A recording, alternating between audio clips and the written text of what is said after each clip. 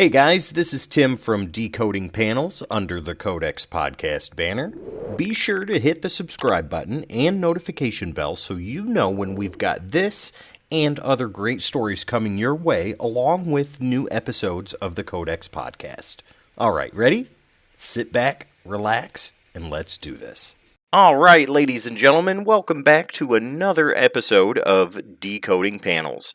If you're keeping track of new characters appearing in the MCU, then you'll know exactly who this is. But for those of you that don't, we are diving into the first appearance of Shang Chi. Now, credits for this issue are as follows. The writer is Steve Englehart, pencils go to Jim Starlin, inks go to Al Milgram, colors again to Steve Englehart, and letters to Tom Orzechowski. Now, I will admit, I know as much about Shang-Chi as most of the rest of you do, so this is going to be kind of a crash course for me into the introduction of the character. Now, I am aware that there are racial stereotypes here, but we do have to remember when this book came out, the time period. You know what I mean? So if we can get past all of that and focus on the story, I think we're going to have a really good time here today. Okay, you guys ready? Center yourself, because here we go. Stan Lee brings us the power-packed premiere of the greatest hero to ever grace a Marvel Comics page, before or after. Shang Chi, master of Kung Fu. Born to be the world's most fearsome fighter, he also has the burden of the world's cruelest curse. His father is none other than Fu Manchu, the most infamous villain of all time. Get ready, true believers. You've never seen anything like this before. A story has to start somewhere, but not always at the beginning. We start this tale both in the middle and in a cold fortress heated by the violence of 5 dangerous men. Stay with me, and you will be well rewarded for the journey. Kill him, the man with the metal hand shouts, as Shang-Chi fends off blows from these other men surrounding him. A samurai sword swings, missing Shang-Chi by mere inches as he jumps into the air. Dog, you missed! My steel hands and feet shall correct that. Another effortless dodge as this battle seems to be monitored by someone safely distanced. An elbow hits its mark, the spine of this would-be villain. Steel limbs are quite useless when the owner's spine is shattered. The man with the sword attacks, but Shang-Chi reacts instantly. More force than necessary is used to get Shang-Chi into position for the samurai's second stroke, which proves useless as the master of Kung Fu disposes of him easily enough. Only one foe now remains. You fool, the big man says, readying his stance. No matter how much you've trained, you'll never reach my master, Fu Manchu. You are the fool, Sumo. I am Shang-Chi, and my father is none other than Fu Manchu. Shang-Chi takes his thoughts to memories as the face of his father intrudes. Even now, as he fights, he recalls the last time he saw his father and all that has transpired since. Hello, my son, Fu Manchu says, Shang-Chi showing respect before him. I await your commands. You have only to speak and I shall do as requested. Shang-Chi, Fu Manchu states, all of your years have been spent here in my retreat. I and my most trusted senseis have trained you in both the martial and mental arts. I am very pleased with the results. Your intellect rivals the best of those out there, but more than that, you are a living weapon. It is for that reason that I wish to send you out into the real world for the first time. You have no doubt been told of the tireless work I've done to bring the fruits of my genius to the rest of the world. There have been many who tried to thwart me, and one Dr. Petrie may be the most evil of them all, perhaps the most evil mankind has to offer. That evil man now nears his end, but he must not be allowed to die of natural causes. Oh no! For the damage he has caused me, but moreover the damage he has caused mankind itself, he must be denied that peace. You, my son, must kill him. We now move to Mayfair, an exclusive section of the city of London. Shang Chi sneaks into the home of one Dr. Petrie. My first mission for my father is to be an assassin, so very different from my childish thoughts in the beginning. Shang Chi thinks this as he moves further into the home. My studies have shown me that killing is an abhorrible act, but my father is honorable and truthful. If he feels this is the way, then it must be so. There, in front of me, that evil man sleeps. Shang Chi begins to ponder what lays before him. He's old, so feeble. He looks to be in his 90s. What possible harm could he be to anyone? I was taught that revenge gains you nothing. Shang Chi battles with his own thoughts, being pulled in one direction and then another as this elderly man begins to open his eyes. Shang Chi's training immediately takes over. Dr. Petrie is able to get half a word out before Shang Chi's hand comes crashing down, killing the old man instantly. As he begins to leave, he is told otherwise. "Stop right there," a man says, pointing a gun toward him. "This gun is loaded, and Lord knows Sir Denis Smith knows how to use it." With Shang Chi's mind wandering, he did not hear the wheelchair enter or the door open. He froze, knowing he's a fool. That devil, that fiend! Can't we who oppose him ever get reprieve, even while we still breathe? The gun-wielding man continues. For years, poor Petrie's mind was poisoned with horrors, only to finish his life with a cry of despair. "You, murderer! I will end this, and you!" Shang Chi could feel the man tense, ready to pull the trigger. He watches as the old man looks for just a moment at his friend. A kick comes out quickly as the man is disarmed. "My lord," the old man exclaims, "no one can move that fast. You must be some form of new servant for him." "I am Shang Chi, and Fu Manchu is my father. My father dreamed of a better life for this planet, but your friend prevented that. My act was sad, but just." Shang Chi stepped out into the night, but he could still hear the wheelchair move. He was ready, but the man did not continue his attack. "My friend," he said, reaching for the dead man's hand, "I failed you." Shang Chi comes back, curious. "Why do you cry for him? Why love him so? I was told he thwarted world peace. One of the most evil men on the planet." "Evil?" the old man says enraged. "Evil? I'll tell you about evil. I'll tell you all about Fu Manchu." The year was 1911. I was an agent for the British government. They had me stationed in Burma. I heard stories of a man who spoke all the known languages, and even those long since dead.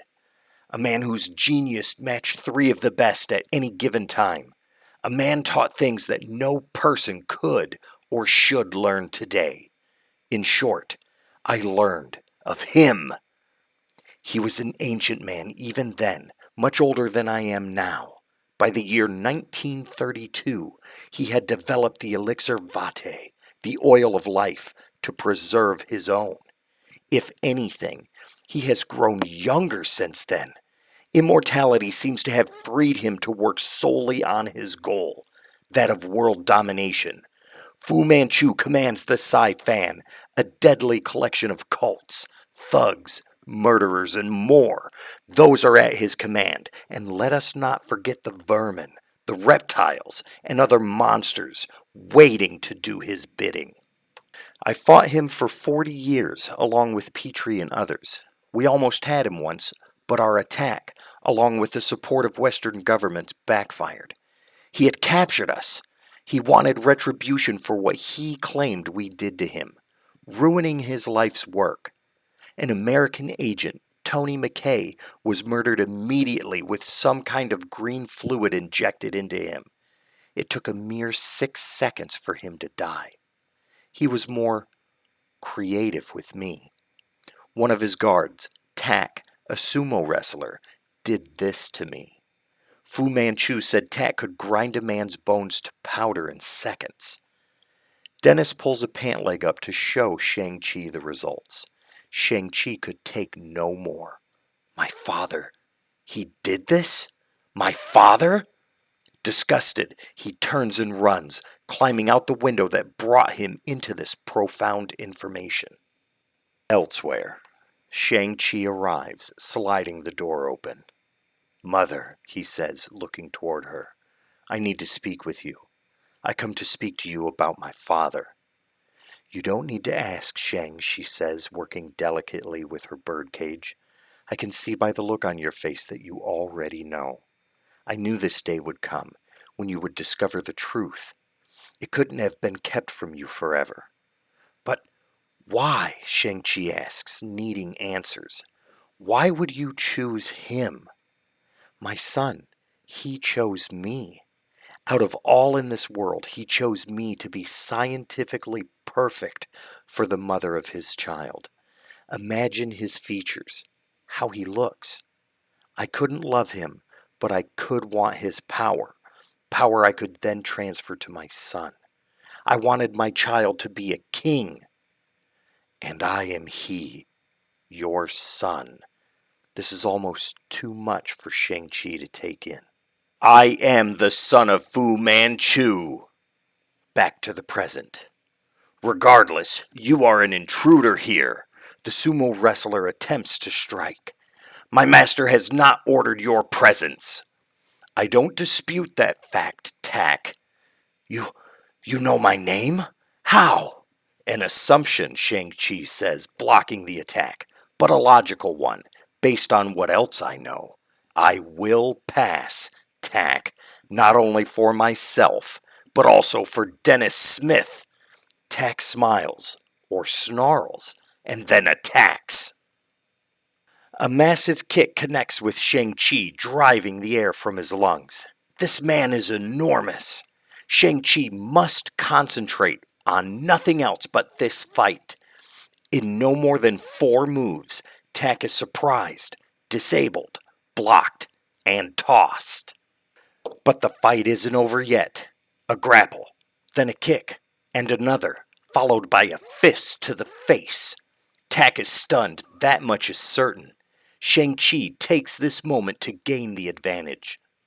Pulling on Tak's ponytail with all of his might, Shang-Chi pulls him into the air and launches him into the door ahead, crashing his massive frame into it, disposing of him. Shang-Chi looks over Tak, now unconscious. All that is left now is to find my father. There is nothing left that can oppose me. Oh, really? Shang-Chi moves forward, but his mind wanders. He needs a moment and takes respite in the first room he sees, which just so happens to be his father's laboratory. So, this is what he does here. Shang-Chi looks over what is inside this room of freakish experimentation. It would have done me no good to see these methods, but yet I speak of my father as if he were a stranger to me, when, in actuality, he is not. He and my mother gave me life, reared me into manhood. I was taught to love and respect my parents, and to oppose evil. How is it that I can do both? The answer to this is that conceiving a child is a natural function of the body, but committing evil is a product of the mind, a choice. As much as I revere the body, it is only a machine. The individual personality is inside that mind. What it does with the body determines... Wait, a soft scrape can be heard in the background. What evil lurks in the shadows? A gorilla! Shang-Chi wasn't aware he'd face something like this. This gorilla is the result of those freakish experiments Fu Manchu had done in the past. The monster swings as Shang-Chi is kept off guard. This animal is erratic, dangerous, fast. I must disable it quickly. With lightning speed, Shang-Chi attacks. The animal is momentarily blinded as the master of Kung Fu moves in for the final strike. A swipe from the gorilla knocks Shang Chi to the ground, but he is quick to return with a kick of his own, knocking over a stand burning with embers. The gorilla's fur immediately catches fire. My father has created beasts like this all of my life. How could I not have known? The beast pays no more attention to Shang Chi, save for him being in the path the monster now needs to take to flee. It crashes into him, clawing at his chest, but Shang Chi holds fast, the gorilla's burning body crashing down the stairs to the floor below. Well done, Shang Chi, a voice says. Oh, please, let there be no violence between two members of the Manchu dynasty. Since I have been informed that you've learned rather unfortunate information, it is better suited for you to listen. Shang-Chi stops and grants his father an audience. Good. You were taught well. Now then, my goal was to return China to its former glory, but the state and Sir Denis Smith saw differently to that. I do not deny it infuriated me. I was forced to rebuild Sci-Fan, a task that took me nearly 20 years, but I was successful. Now, I stand alone, an emperor to an invisible empire opposed to the governments of the world. Surely you can see my actions, and that they are justified. Father, Shang-Chi says, not convinced, you speak like all men who feel your way do, with absolute assurance that your way is the only way. But like those men, you are mad. When we meet again, he says, discarding his gi, it will be as mortal enemies. Leave, my son, leave in peace and respect, but never attempt to change the path you've chosen here. I command all evil upon this world, and son or no, that evil will now be directed towards you, and your doom. Shang-Chi hears his father's words and knows he speaks the truth. His father is a man who shapes the world, not the other way around. Shang-Chi, master of Kung Fu, ponders all his father has said, all he's discovered these past few days. What it all means, how he fits into it all, and ultimately, his destiny. Fu Manchu is all-powerful, but Shang-Chi is but one man. Some would say he's fortunate to have learned these secrets kept from him, but not Shang-Chi. He has divorced himself from this empire of evil, and lost his father as well. In all this world, he will never be able to find another. Guys, that was interesting. A lot of these books from the 70s that came out in Marvel and DC were really dialogue heavy, and I get why that was, because they had to give you a lot of information in as many panels as possible, lots of thought bubbles, lots of words going over the artwork and things like that, and I get that, but with this issue, it's good that Shang-Chi is now brought into the MCU, or not the MCU, the Marvel 616 universe at this point. And Fu Manchu has since been erased and wiped away, which is a good thing, because a character like his doesn't need to be there. And I believe that that's what the Mandarin eventually became anyways. Correct me if I'm wrong, though, but that's how I feel that's what happened. So guys, if you like what you saw and you heard here today, please be sure to hit that subscribe button, like this video, and hit the notification bell so you'll know when the next episode comes out. As always, my name is Tim. This is Decoding Panels under the Codex Podcast banner, and I will see you next time.